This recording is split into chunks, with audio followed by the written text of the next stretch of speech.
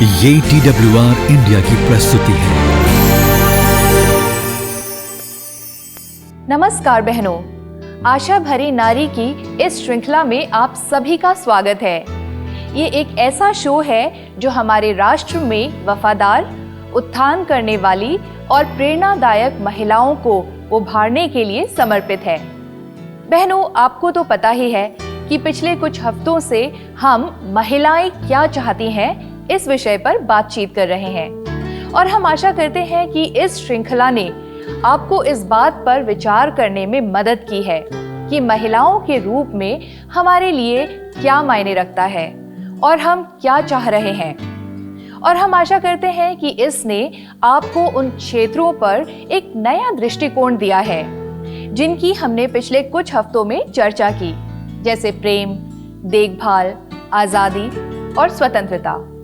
बहनों, आज हम अभी एक और बात के बारे में बात करेंगे जिसे हम पर्याप्त रूप से प्राप्त नहीं कर सकते हैं। मुझे लगता है कि आप अनुमान लगा सकते हैं कि मैं किस बारे में बात कर रही हूँ। जी हाँ, नींद। हाँ बहनों, हम कभी भी नींद पर्याप्त नहीं पा सकते, है ना? मैं तो बस मजाक कर रही हूँ। हमारा आज का विषय कुछ हद तक सोने से संबंधित है। ये है आराम और अधिक महत्वपूर्ण रूप से शांति। तो चलिए हम सीधे इसमें चलते हैं। बहनों, एक मिनट के लिए ये सोचें या कल्पना करें, आप एक साधारण सा घर का काम करने का फैसला करती हैं, जैसे मेज को खाली करना। आप चीजों को हटाना शुरू करती हैं और आप फर्श पर एक गंदा तौलिया देखती हैं और आप इसे उठाती हैं और आप इसे कपड़े धोने की टोकरी में केवल डालने के लिए जाती हैं। लेकिन तभी आप वॉशिंग मशीन में इसे लोड करने का निर्णय ले लेती हैं। ऐसा करते समय आप महसूस करती हैं कि अभी सब्जियां बैग में ही पड़ी हैं और आप उन्हें निकालना शुरू कर देती हैं। और फिर अचानक आपको याद आता है कि चीनी लगभग खत्म हो गई है और इससे पहले कि आप भूल जाएं, आप इसे अपनी खरीदारी की सूची में जोड़ने के लिए दौड़ती हैं और संघर्ष करती हैं। और आगे भी इसी तरह से चलता रहता है। और इससे पहले कि आपको इसका एहसास हो कि 1 घंटा बीत चुका होता है और मेज जिसे आपने पहले साफ करने के लिए तैयार किया था, उस पर अभी भी लगभग सारा सामान वैसे का ही वैसा पड़ा है। बहनों, क्या मैंने अभी जो वर्णन किया है वो आप में से हर एक व्यक्ति के जीवन में जो इस समय कार्यक्रम देख रहे हैं, प्रत्येक दिन बहुत अधिक ऐसा नहीं होता है? और अगर ये आपके साथ नहीं होता है तो आप अपनी माँ से पूछें और वो आपको बिल्कुल बता पाएंगी कि मैं किस बारे में बात कर रही हूँ। बहनों, लोग इस घटना को मानसिक भार कहते हैं। प्रिय बहनों, मानसिक भार वो भार है जिसे एक घर के प्रबंधन के संबंध में मुख्यतः महिलाओं को संभालने की जरूरत होती है। यहाँ तक कि जब हम वास्तव में कुछ भी नहीं कर रहे होते हैं या कुछ मूर्खतापूर्ण काम कर रहे होते हैं, जैसे कि हमारे फोन को ब्राउज कर रहे होते हैं, हमारे दिमाग में 1 लाख चीजें काम कर रही हैं और ये थकाऊ हो सकता है। काम पर जाने की शारीरिक थकावट के अलावा बिना किसी अवकाश के दिन में 8 से 9 घंटे बिताना, घर वापस आना, खाना पकाना, सफाई करना, बच्चों की देखभाल करना, घर के प्रबंधन का मानसिक भार बस हमें किनारे भेजने के लिए काफी होता है। अमेरिका की चिंता और अवसाद संघ का कहना है कि एक लड़की जिस समय युवावस्था में पहुंचती है तब से लेकर 50 वर्ष की आयु तक उनमें एक पुरुष की तरह चिंता विकार होने की संभावना दुगनी होती है। पुरुषों की तुलना में महिलाओं में चिंता विकार जल्दी उत्पन्न होते हैं। पुरुषों की तुलना में महिलाओं को अपने जीवन काल में कई मनोरोग होने की अधिक संभावना होती है। बहनों, चिंता के साथ साथ होने वाली सबसे आम बात है अवसाद। पुरुषों की तुलना में महिलाओं में तनाव का स्तर 50% अधिक क्यों है? महिलाओं की ये सब करो पीढ़ी तनाव महसूस कर रही है, जिसमें कामकाजी महिलाएं पुरुषों की तुलना में अधिक तनाव में हैं। नवीनतम स्वास्थ्य और सुरक्षा कार्यकारी के आंकड़ों के अनुसार 35 से 54 के बीच की आयु वाली महिलाएं जो माता, बुजुर्ग, माता पिता की देखभाल करने वाली, घर को संभालने वाली और कभी कभी काम करने वाली की कई भूमिकाओं को निभाती हैं। वो पुरुषों की तुलना में काफी अधिक तनाव का अनुभव करती हैं। बहनों, गृहिणियों को भी तनाव होता है। भारत की महिला रोजगार दर औपचारिक और अनौपचारिक दोनों अर्थव्यवस्थाओं की गिनती 2005 में पहले से न्यूनतम 35% से गिरकर 2018 में मात्र 26% तक पहुंच गई है। बहनों, ये चौंकाने वाली न्यूनतम संख्या है और इस बात का प्रमाण है कि महिलाएं अपने घरों में बिना मान्यता प्राप्त बेटियों, पत्नियों, बहुओं और माताओं के रूप में अवैतनिक मजदूर का काम करने के लिए प्रतिबद्ध हैं। कई महिलाएं काम पर बेहतर प्रदर्शन करने के लिए अपने पुरुष समकक्षों के समान या उनसे बेहतर करने के लिए दबाव महसूस करती हैं, चाहे वे अभी अभी अपने करियर के साथ शुरुआत कर रही हों या रैंकों को ऊपर ले आई हों। लगातार तनाव रहता ही है कि क्या मैं काफी अच्छा कर रही हूँ, क्या मुझे पदोन्नत किया जाएगा, क्या मुझे एक अच्छी समीक्षा मिलेगी। और बहनों, अक्सर हम इन सब चीजों को एक साथ पकड़े रखने और बाहर की तरफ संपन्न होने का मुखौटा पहनने की आवश्यकता महसूस करते हैं, जबकि हम अंदर से टूट रहे होते हैं।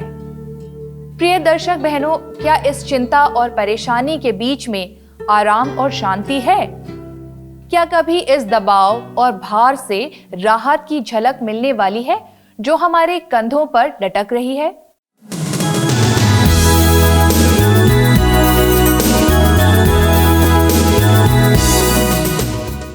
बहनों, इस बारे में बाइबल का क्या कहना है, ये समझने में हमारी मदद करने के लिए हमारे साथ बहन आसमा है। आसमा, हमारे कार्यक्रम में आपका बहुत बहुत स्वागत। Thank you grace. परमेश्वर के वचन से शांति और आराम जो परमेश्वर हमें दे सकते हैं, उसके बारे में जानने के लिए आप सभी के साथ मेरा यहाँ फिर से आना बहुत अद्भुत है। तो चलिए बहनों, हम परमेश्वर के वचन से देखें। लूका उसका 10वां अध्याय 38 से 42 में लिखा है, जब वे जा रहे थे तो वह एक गांव में गया और मार्था नामक एक स्त्री ने उसे अपने घर में उतारा। मरियम नामक उसकी एक बहन थी।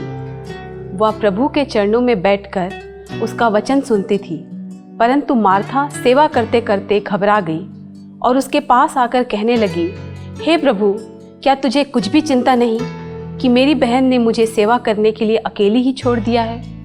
इसलिए उससे कह कि मेरी सहायता करे। प्रभु ने उससे उत्तर दिया, मार्था, हे मार्था, तू बहुत सी बातों की चिंता करती है और घबराती है, परंतु एक बात अवश्य है और उस उत्तम भाग को मरियम ने चुन लिया है जो उससे छीना ना जाएगा। मार्था यीशु की बातें सुनते समय अपने मेहमानों की देखभाल करने में यह सुनिश्चित करते हुए व्यस्त थी कि वे सभी आराम से हैं और उनका अच्छा समय बीत रहा है या नहीं, और खाने और पीने की सारी व्यवस्था उनके पास है या नहीं। और वह शायद पूरे समय अकेले ही काम करते करते थक गई थी, परेशान हो गई थी और बड़बड़ा रही थी और खुद के लिए बहुत बुरा महसूस कर रही थी। बहनों, ये जाना पहचाना सा लगता है ना? तब वह जाकर यीशु से मरियम के बारे में उसकी मदद ना करने की शिकायत करती है। तो यीशु कहता है कि मरियम ने जो चुना है वह बेहतर है, कि उसके चरणों पर बैठकर वह उसके साथ समय बिताना चाहती है। हाँ, वैसे सोचने में मेरा एक हिस्सा है, लेकिन मैं सोचती हूँ कि किसी ना किसी को काम का भी तो ध्यान रखना होता है। हाँ, ये सच है, पर परमेश्वर भी हमारे दायित्वों से अनभिज्ञ नहीं है या हमारे संघर्षों के प्रति असंगत नहीं है। लेकिन यहाँ यीशु मार्था से कह रहा है कि उसे अपनी प्राथमिकताओं को क्रम में लाने की आवश्यकता है, और विशेष रूप से हम महिलाओं के लिए। हम अक्सर परमेश्वर के साथ अपना समय निकालने में पीछे होते हैं, क्योंकि हमें लगता है कि हम बस दिन भर काम के बोझ से दबे हुए हैं और चुपचाप बैठने और परमेश्वर को समय देने के लिए हमारे पास समय नहीं है। और यदि हम परमेश्वर के साथ कुछ समय बिताते भी हैं, तो भी कभी कभी हमारा दिमाग बाकी चीज़ों के साथ जो हमें करना है, जो हमारे दायित्व है, उसके बारे में सोचता रहता है। और जब कभी किसी विशेष दिन यह बहुत अधिक हो जाता है, अधिक काम बढ़ जाता है, तो पहली चीज़ जो मार खाती है वो है परमेश्वर के साथ हमारा समय।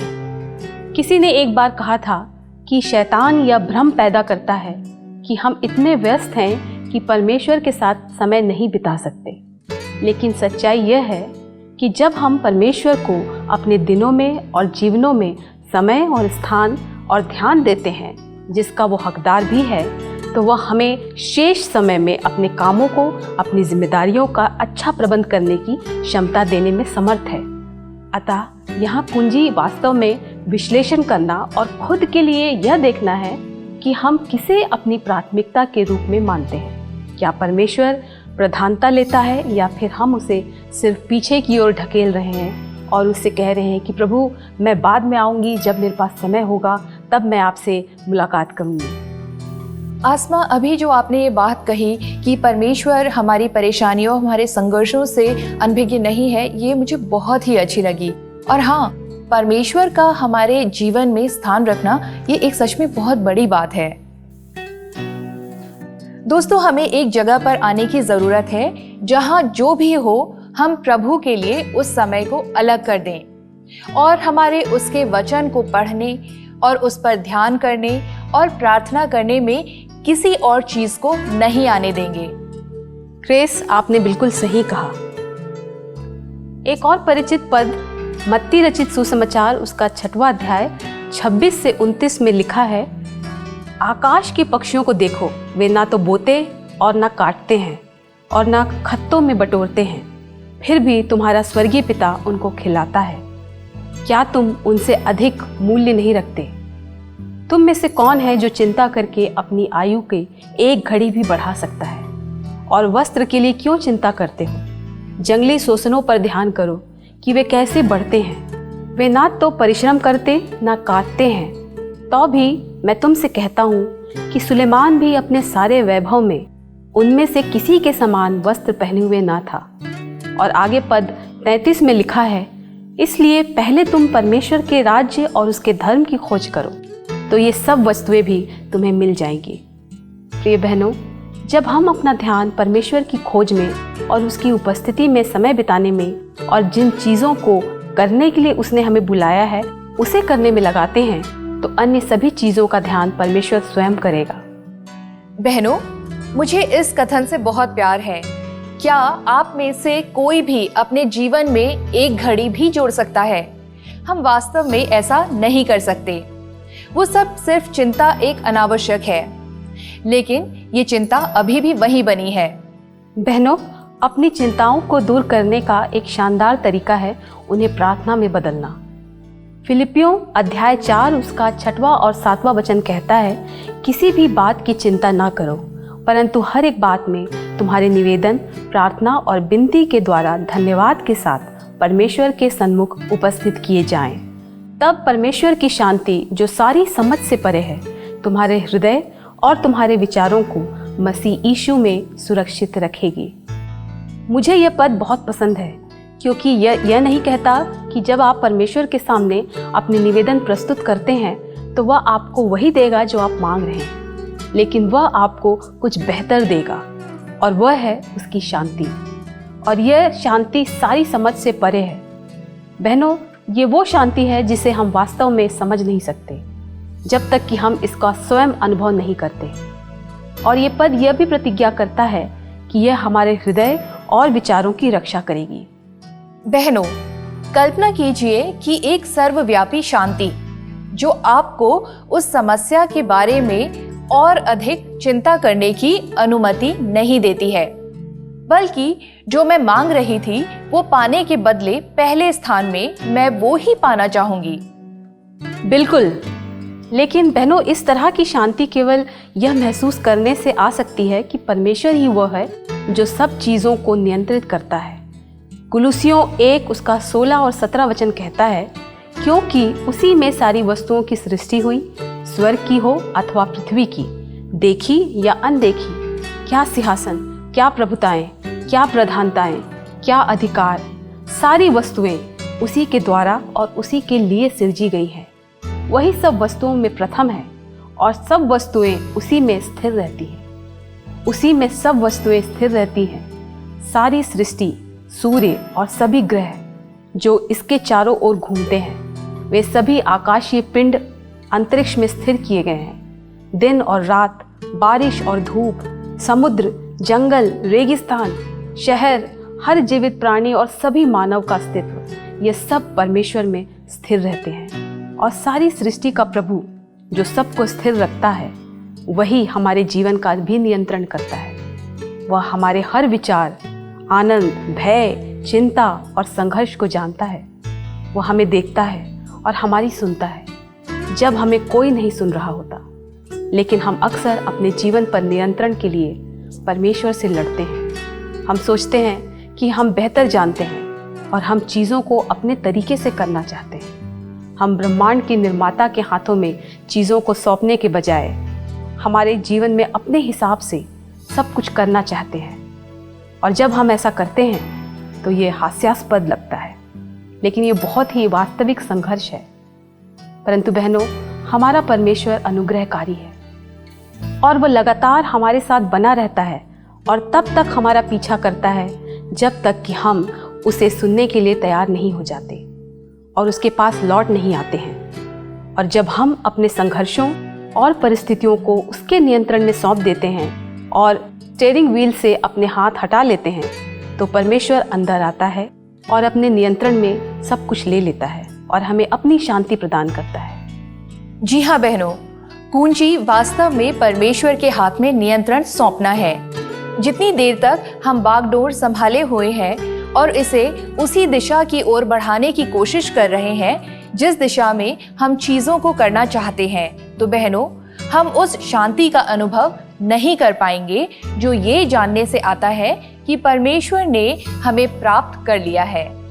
बहनों, बाइबल हमसे बार बार यह वादा करती है कि हमें सर्वशक्तिमान में हमारे चारों ओर के संघर्ष और चिंताओं और आकांक्षाओं का सामना करने के लिए सामर्थ प्राप्त है।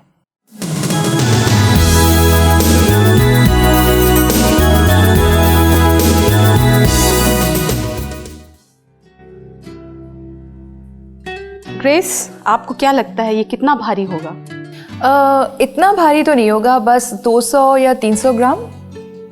हाँ, पर यदि इसे 1 घंटे तक पकड़ के रखना पड़े तो शायद 500 ग्राम से भी ज़्यादा भारी लग सकता है। और यदि इसे पूरा दिन आपको पकड़ने दे दिया जाए तो शायद आपको रात में एम्बुलेंस बुलानी पड़ सकती है। यह बिल्कुल उतना ही भारी है बहनों, लेकिन जितना अधिक समय तक मैं इसे पकड़े रहूंगी, यह मुझे और भी भारी लगता ही रहेगा। अगर हम अपने बोझ को हर समय ढोते हैं तो आज नहीं तो कल हम लगातार बढ़ते हुए इस भारी बोझ को ढो नहीं पाएंगे। पूर्व में हमने इस बारे में बात की थी कि हम कैसे सामर्थ्य के मुखौटे को लगाने की ज़रूरत महसूस करते हैं जब हम अंदर से टूट रहे होते हैं। जो कुछ भी केवल बाहर की ओर दिखाई देता है और भीतर से उस स्थान से आरंभ नहीं होता जो वास्तविक है, तो वह समय के साथ मिट जाएगा या दबाव के कारण टूट जाएगा। यह सिर्फ एक भ्रम है और जांच किए हुए जाने पर टूट जाता है। लेकिन 2 कुरिन्थियों उसका 4 अध्याय 16वां वचन में परमेश्वर का वचन कहता है, इसलिए हम हियाव नहीं छोड़ते। यद्यपि हमारा मनुष्यत्व नष्ट होता जाता है, तो भी हमारा भीतरी मनुष्यत्व दिन प्रतिदिन नया होता जाता है। दर्शक बहनों, यह पद ऐसी सतही सामर्थ्य के बारे में बात नहीं करती, लेकिन उस तरह की सामर्थ्य के बारे में बात करती है जो भीतर से प्रभु की आत्मा के द्वारा बनती है और हमें ढांपती है। और यही उस तरह की सामर्थ्य है जो हमेशा बनी रहेगी। यह उस तरह की सामर्थ्य है जो खुद से अपनी लड़ाई लड़ने की कोशिश करने और असफल होने के बजाय प्रभु पर निर्भर होने और उसे हमारे लिए हमारी लड़ाई लड़ने देने से मिलती है। भजन संहिता उसका 138 और 7वां वचन कहता है, चाहे मैं संकट के बीच में रहूं, तो भी तू मुझे जिलाएगा। तू मेरे क्रोधित शत्रुओं के विरुद्ध हाथ बढ़ाएगा और अपने दाहिने हाथ से मेरा उद्धार करेगा। और यशायाह नबी की किताब उसका 40वां अध्याय और 28 से 31 में हम पढ़ते हैं, क्या तुम नहीं जानते, क्या तुमने नहीं सुना, यहोवा जो सनातन परमेश्वर और पृथ्वी भर का सृजनहार है, वह ना थकता है ना श्रमित होता है। उसकी बुद्धि अगम है, वह थके हुओं को बल देता है और शक्तिहीन को बहुत सामर्थ्य देता है। तरुण तो थकते और श्रमित हो जाते हैं और जवान ठोकर खाकर गिरते हैं, परंतु जो यहोवा की बाट जोते हैं वे नया बल प्राप्त करते जाएंगे। वे उकाबों के समान उड़ेंगे, वे दौड़ेंगे और श्रमित ना होंगे, चलेंगे और थकित ना होंगे। बहनों, हमने पिछले हफ्ते भी बात की थी कि परमेश्वर की संतान के रूप में जीवन का मतलब ये नहीं है कि चीजें केवल गुलाबी और आनंदमय होंगी, परंतु ये कि संघर्ष के द्वारा या पाप या दुख में भी परमेश्वर हमें बनाए रखेगा। बिल्कुल सही बहनों, पौलुस फिलिपियों की किताब उसका 4 अध्याय और 11वें से 13 वचन में कहता है, यह नहीं कि मैं अपनी घटी के कारण यह कहता हूँ, क्योंकि मैंने यह सीखा है कि जिस दशा में हूँ उसी में संतोष करूँ। मैं दीन होना भी जानता हूँ और बढ़ना भी जानता हूँ। हर एक बात और सब दशाओं में मैंने तृप्त होना, भूखा रहना, बढ़ना और घटना सीखा है। मैं मसीह के द्वारा सब कुछ कर सकता हूँ जो मुझे सामर्थ्य देता है। बहनों, हम अक्सर उस अंतिम वचन को कि मसीह के द्वारा जो हमें सामर्थ्य देता है उसमें सब कुछ करने में सक्षम होने के बारे में सुनते हैं, लेकिन यह वास्तविक संदर्भ है जो पौलुस इसमें कहता है कि घटी के समय और बहुतायत के समय में कोई फर्क नहीं पड़ता कि स्थिति क्या है। वह मसीह में संतोष पाता है और इसलिए आनंद पाता है। बहनों, यही बात निश्चित रूप से इस बारे में हमें सोचना है। और बहनों, पौलुस के इतना संतुष्ट होने का कारण यह है कि उसका ध्यान किसी और चीज पर है। जैसे 2 कुरिन्थियों 4:17 से 18 में वह कहता है, क्योंकि हमारा पल भर का हल्का सा क्लेश हमारे लिए बहुत ही महत्वपूर्ण और अनंत महिमा उत्पन्न करता जाता है। और हम तो देखी हुई वस्तुओं को नहीं परंतु अनदेखी वस्तुओं को देखते रहते हैं, क्योंकि देखी हुई वस्तुएं थोड़े ही दिन की हैं, परंतु अनदेखी वस्तुएं सदा बनी रहती हैं। बहनों, जो हम कर रहे हैं और वह सब जिसे हम पाना चाहते हैं और पूरा करना चाहते हैं, हर उस चीज में हम फंस गए और हमने इस तथ्य की दृष्टि को खो दिया कि यह जीवन केवल अस्थायी है और हमें वास्तव में जिसे ढूंढने और जिसके लिए जीने की जरूरत है वह है आने वाला जीवन। यूहन्ना 11:25 से 26 में कहता है, यीशु ने उससे कहा, पुनरुत्थान और जीवन मैं ही हूँ। जो कोई मुझ पर विश्वास करता है वह यदि मर भी जाए तो भी जिएगा, और जो कोई जीवित है और मुझ पर विश्वास करता है वह अनंत काल तक ना मरेगा। और यूहन्ना की किताब उसका 14 अध्याय 2 से 3 कहता है, मेरे पिता के घर में बहुत से रहने के स्थान हैं, यदि ना होते तो मैं तुमसे कह देता, क्योंकि मैं तुम्हारे लिए जगह तैयार करने जाता हूँ। और यदि मैं जाकर तुम्हारे लिए जगह तैयार करूँ तो फिर आकर तुम्हें अपने यहाँ ले जाऊँगा, कि जहाँ मैं रहूँ वहाँ तुम भी रहो। बहनों, जब हम यीशु को अपने प्रभु और उद्धारकर्ता के रूप में जानते हैं तो हम अनंत जीवन के इस उपहार को उत्तराधिकार में प्राप्त करते हैं, और वह हमारे लिए एक जगह तैयार कर रहा है ताकि हम बाकी अनंत काल उसके साथ बिता सकें। तो आपने देखा बहनों, यह केवल इस जीवन के लिए नहीं है जो हम जी रहे हैं, बल्कि उस जीवन के लिए भी है जो हमारे सृष्टिकर्ता प्रभु की उपस्थिति में आने वाला है। हाँ आसमा, हम अक्सर अनंत काल की प्रतिज्ञा को देखने से चूक जाते हैं। परमेश्वर की उपस्थिति में जीवन पर अपना ध्यान केंद्रित करना निश्चित रूप से हमें इस जीवन की परेशानियों को अलग तरह से देखने में मदद करेगा। ये सही है। इस जीवन में हमें चिंता, दर्द, बीमारी, मृत्यु, हानि का सामना करना पड़ सकता है, जो हमारे कंधों पर एक बड़ा बोझ हो सकता है। लेकिन प्रकाशित वाक्य 21 उसका 4 अध्याय हमसे आने वाले जीवन में इसकी प्रतिज्ञा करता है कि वह उनकी आंखों से सब आंसू पोंछ डालेगा, और इसके बाद ना मृत्यु रहेगी, ना शोक, ना विलाप, ना पीड़ा रहेगी। पहली बातें जाती रही। बहनों, हम में से कई लोगों ने कई बार यह भजन सुना है कुशल मेरी जान। ये 2 छंद बहुत बार नहीं गाए गए हैं, लेकिन शब्द बहुत सुंदर हैं। दर्शक बहनों, यह कहता है, जीवन के जैसे मृत्यु में कोई भी पीड़ा मेरी नहीं होगी, तू मेरी आत्मा को शांति प्रदान करेगा। और फिर आगे बढ़ता है, लेकिन प्रभु यह तेरे लिए है, क्योंकि तेरे आने का हम इंतजार करते हैं। आकाश ना कि कब्र हमारा लक्ष्य है। बहनों, मैं आपको बता दूं कि इस भजन को होरेशियो स्पैफोर्ड नाम के एक व्यक्ति ने लिखा था। उन्होंने अपने जीवन में बहुत सारे कष्ट झेले थे। उसने अपने 4 साल के बेटे को खो दिया और फिर उसका व्यवसाय आग में बर्बाद हो गया था। जैसे कि वह बहुत बुरा नहीं था। जो जहाज उसके परिवार को ले जा रहा था, उसकी 4 बेटियों को मारते हुए वह डूब गया। कुछ ही समय बाद, जैसा कि स्पैफोर्ड अपनी शोकग्रस्त पत्नी से मिलने के लिए यात्रा कर रहा था, वह इस गीत को लिखने के लिए प्रेरित हुआ। जब उसका जहाज उस जगह के पास से गुजरा जहां उसकी बेटियों की मृत्यु हुई थी। बहनों, क्या आप इस तरह के विश्वास और भरोसे की कल्पना कर सकते हैं, जो उसके पास ऐसे दुख की घड़ी में परमेश्वर से यह कहने में सक्षम होने के लिए था कि यह मेरी आत्मा के लिए अच्छा है। प्रिय बहनों, यही वो शांति है जो मानव की समझ से परे है, और वो समझ परमेश्वर उन्हीं लोगों को प्रदान कर सकता है जो उस पर अपनी आशा और विश्वास रखते हैं। आइए हम प्रार्थना करें। हमारे स्वर्गीय पिता, हम आपको धन्यवाद देते हैं कि आप हमारे संघर्षों के बीच शांति प्रदान करते हैं। आप हमारे संघर्षों से अनजान नहीं हैं। आप हमारे जीवनों को देखते हैं प्रभु, और हमारी कमजोरियों को भी जानते हैं। हम धन्यवाद देते हैं कि आप हमें ऐसी शांति देते हैं प्रभु, जो संसार हमें नहीं दे सकता और जो हमारी समझ से परे है। हम आपको धन्यवाद देते हैं क्योंकि आप हमारे जीवन को नियंत्रित करते हैं।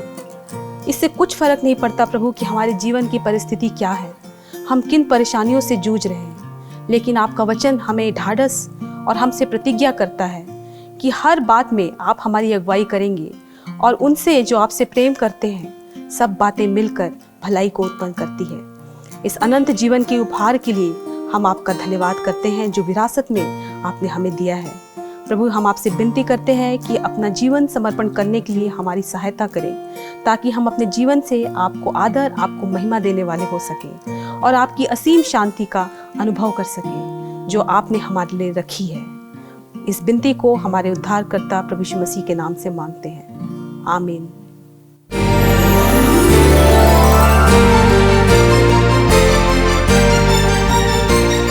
आशा भरी नारी, ये TWR इंडिया की प्रस्तुति है।